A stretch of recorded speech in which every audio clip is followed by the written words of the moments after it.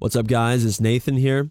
Welcome to part 2 of our chord progression series, Introduction to Chord Progressions for the producer who wants to make music without music theory.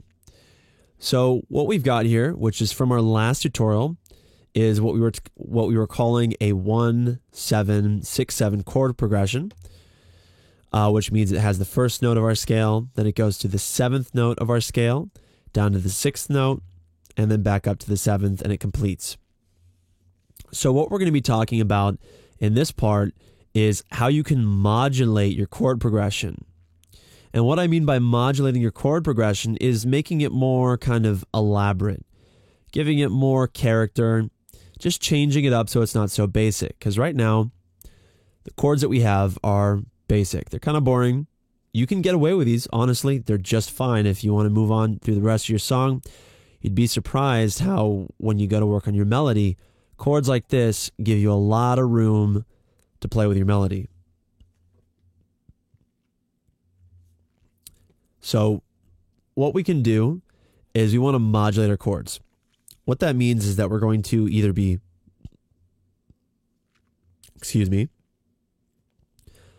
we're going to be either augmenting our chord progression, suspending it or diminishing it, and inverting it. So what we're going to do is we're going to start with what are called chord inversions. A chord inversion, as far as my understanding is all you do is you take the bottom note of your chord and you move it up an octave. And all an inversion is it gives you control over the character of your chord. You'll notice that in our chord, the notes are all still the same, but now the distribution of them in terms of pitch has changed. So the character of our chord is changing. The tones are still the same, but the character has changed. So if I had to compare this chord against its original version, what we would do is return it back to its original version, suspend it, or invert it rather, and then let's listen.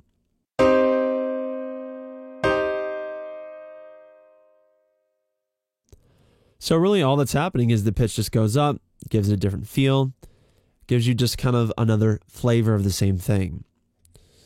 So we're going to, moving on to the second, what's called the second inversion, is when you take, after you've moved your bottom note up one octave, you can actually do it again, and you get what's called your second inversion. And that just moves it up higher and gives you this.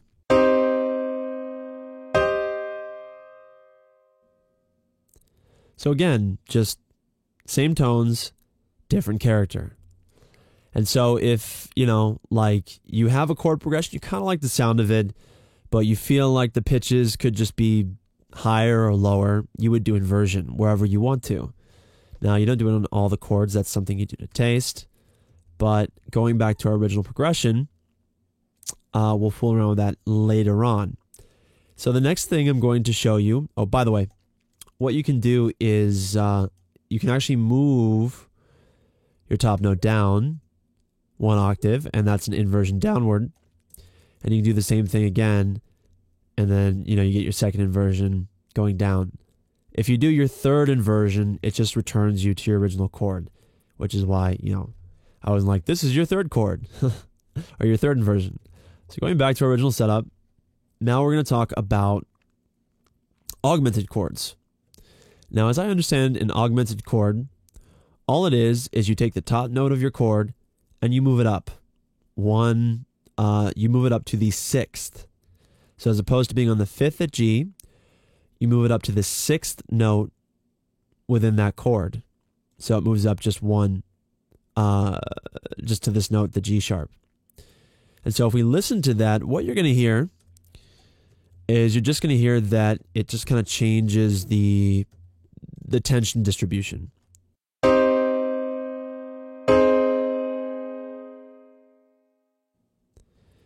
Especially since it's like, it's just one semitone that's going to add tension. You could even move it up again if you wanted. That would open it up even more, and it would change the sound of your chord again.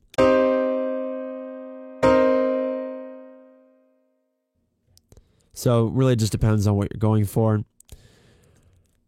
Moving on, You then have what are called diminished chords, which is where instead of moving your top note up to the sixth, you move your top note down to the fourth. So you go from G to F. So let's listen to those in comparison.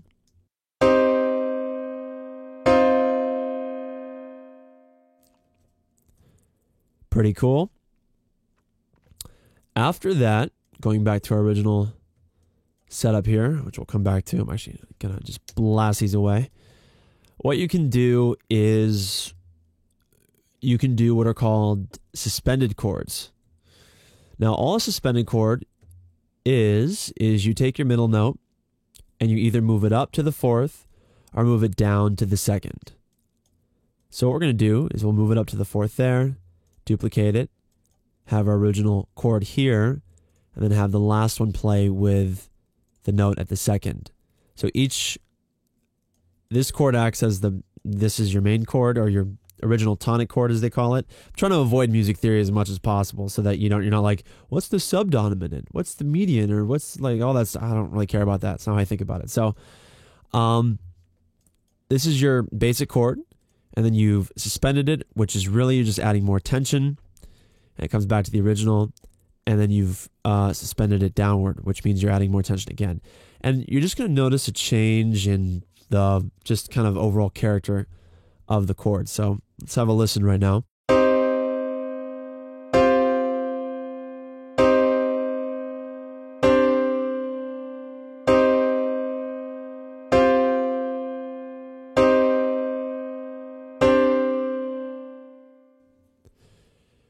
Now, yeah, I like suspended chords a lot. Like, you can be pretty lazy. You could make a whole song out of that, and the note never really changes.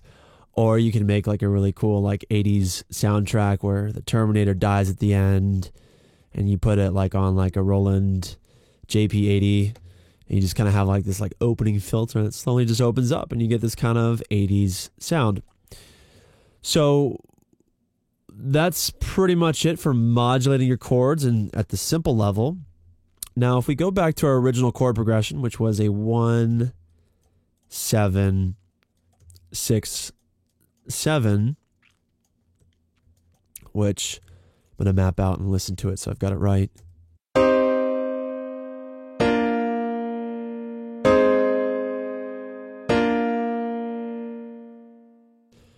So what I'm going to show you is pretty much how I approached it at this point.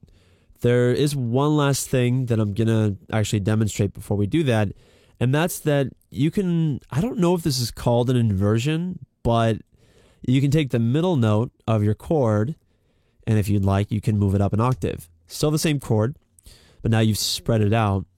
So whereas before you had this, you hit the wrong button, and then it throws your tutorial off course. Let's see. All right, cool. So we have our original chord there. And just listen to the difference between these chords. This second one is going to sound more open. The first one's going to sound just more kind of sturdy. And I'll let you guys figure out the rest. So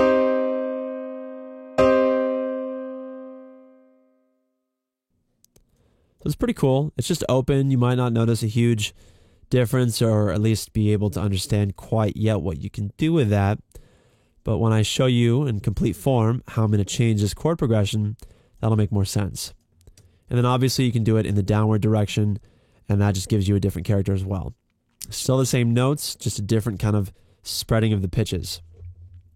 So going back to our original 1, 7, 6, 7 chord, now we're going to just use the full gamut of all the modulation strategies that I use, and then we'll finish by adding in a fourth note to make it fun.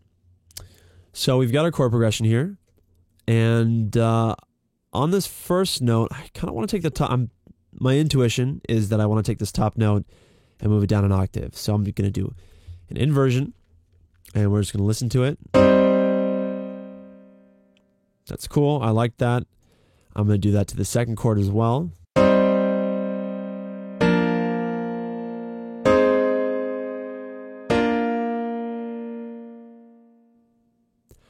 Now, this is where I'm really glad this worked out. This is where the inversions come in handy. You'll notice that we started with a 1, 7, 6, 7 chord. And all we did to the first two chords was we took the original top note and we inverted it down an octave. And the reason this is really cool is because our second chord, it's the same chord as this one over here, but we just moved that top note down an octave. And if you listen to this, now our chord progression has a really cool movement to it.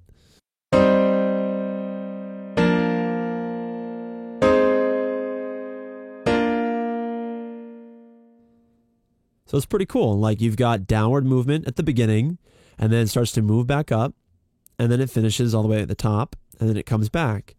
That's really cool. So that's where your inversion comes in handy. But let's say that, for whatever reason, you want to add even more variety. And say that you want, like, your third chord to kind of augment for whatever reason. So you take this note, we're going to suspend, rather, not augment. We might, but I don't know yet. What we're going to do is we're going to suspend this, our third here, and move it up to the fourth.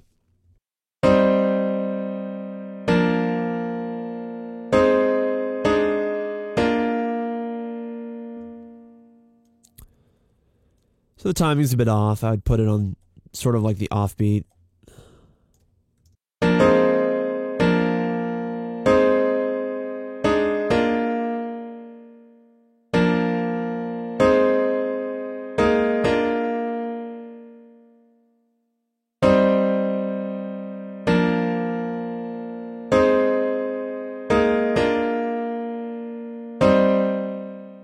So I can hear kind of like a change in the rhythm happening now. I want our third chord, which is technically this is our fifth chord, which is the most important chord in a progression. I want it to hit a second time.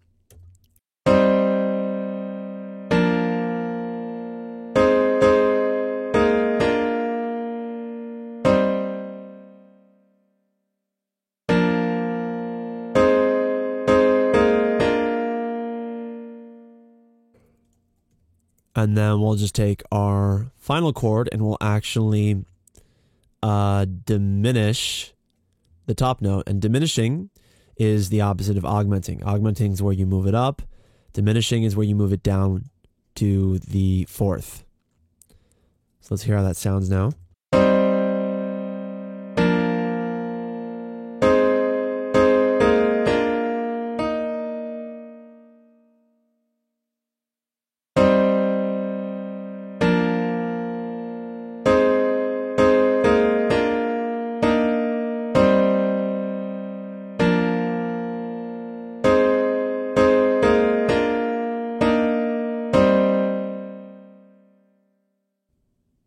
Okay, so I'm tempted to take the bottom note of our last chord and move it down. I can just hear that this bottom note, I want to move it. And sometimes you do this. Let's hear how it sounds.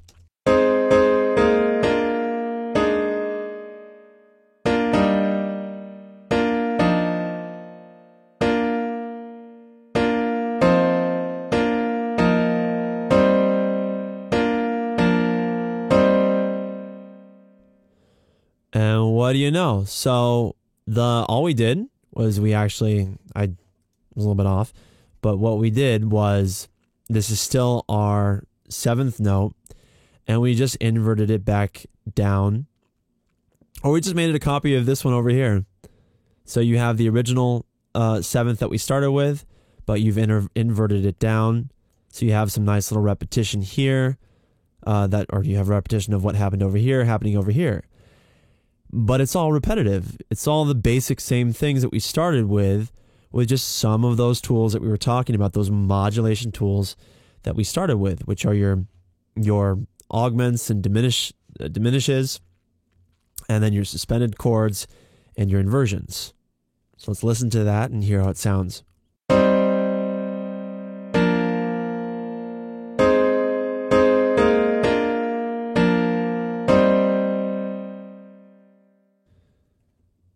And there you go. You've got a pretty dope chord progression, and you've gotten this far, and you're like, well, I kind of want to add a fourth note. A lot of people do that. It's a really cool thing. So what I like to do at this point is I like to think in either terms of what I call a top melody, which if you've ever watched Avicii produce a track, a top melody will be very familiar to you. Or I think in terms of just adding a new bass melody. So I'm thinking in terms of the melody that my bass is going to have, or the melody that the highest pitch voice in my track is going to have. So what we'll do is we'll start with the bass, or a bass melody, and this would be just for making a 4-chord, a really simple way to make a 4-chord. And this is a really fun part because you know that you've got a solid chord progression, and all you got to do is just spice it up by adding a 4th note for that bass in. And so what I'm going to do is I'm just going to put a note here and see how it sounds.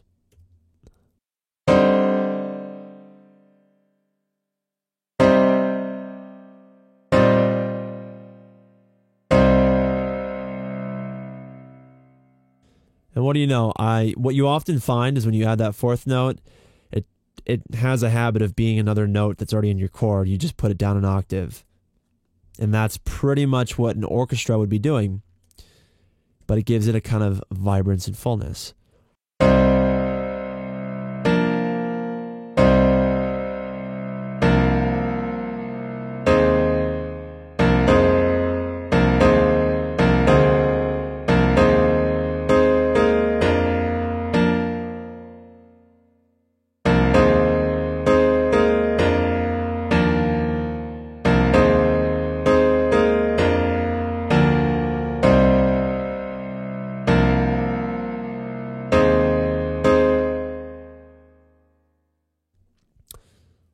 And so it's pretty cool. If you look here, I was just messing around. I just put I want a bass note in, and I'm like, all right, I just found the one that I liked, and I sustain it on the 2nd chord.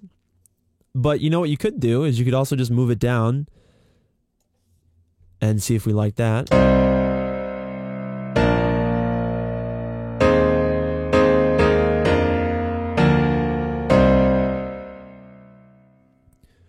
And this is kind of like going into counterpoint, I guess.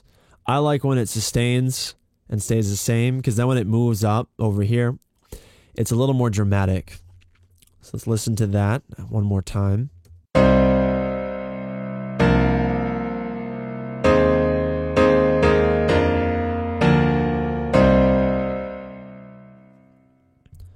So pretty cool. You can also do this the other way. You can just add a top melody, which is the other way that you can add a 4th note to create a 4th chord, or like a 4-note chord, which I don't know, is it called a quadrad? You guys know? Post in the comments, let me know. All right, so what I'm going to do is I'm just going to kind of find a top note that I like and see if we can't create something out of it. Now, the general idea that I'm following is that I want a melody that either works with the movement of our chord, or something that, since I like tension a lot, I might want something that kind of works against it. So we'll see what we land on.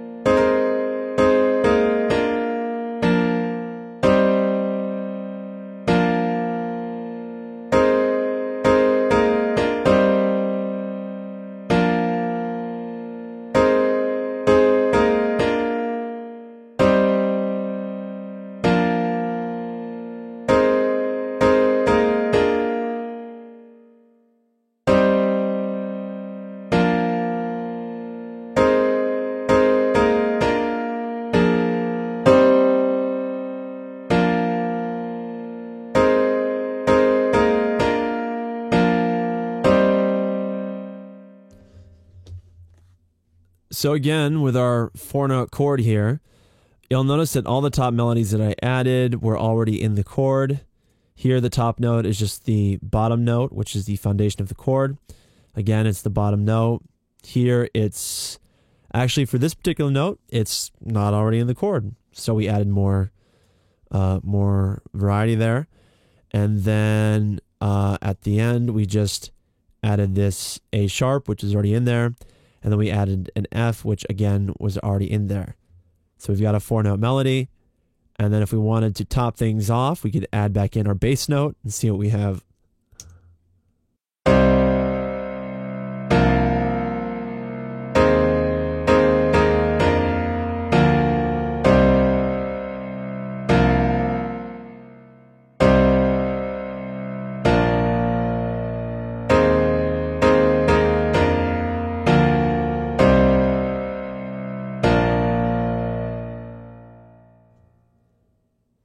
So we've got a 5-note chord progression.